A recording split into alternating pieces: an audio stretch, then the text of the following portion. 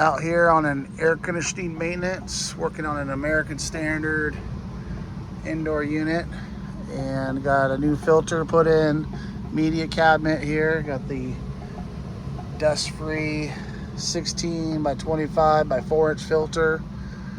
And one thing that we're hearing when we're running the system is this little pitter patter. That pitter patter is coming from this drain line. It's actually kind of coming from the top of that PVC pipe right there, that riser. So you get that trap and that gap. That sound's just popping and snapping, making an annoying sound here. I don't know if the homeowner could hear it from down below, but we're in the attic and I certainly can hear it. What it's from a dry trap. So this trap typically fills up with water when you're running heating and cooling.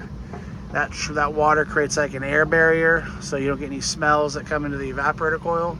But when that trap dries up, so when this trap is dry enough, what happens is air passes through that and creates kind of a wakey sound, like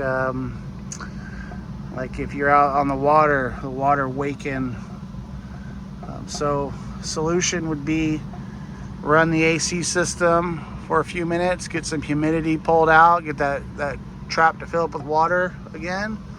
Or what we're gonna do while we're here today to speed things up is we're gonna pull off that secondary drain there, and we're gonna pour some water in there. We've got a water bottle up here. We're gonna pour some water in the system, fill that trap up.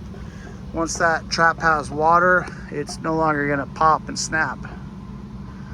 So here's just a quick video on an AC maintenance and really addressing a popping, snapping sound on an indoor unit.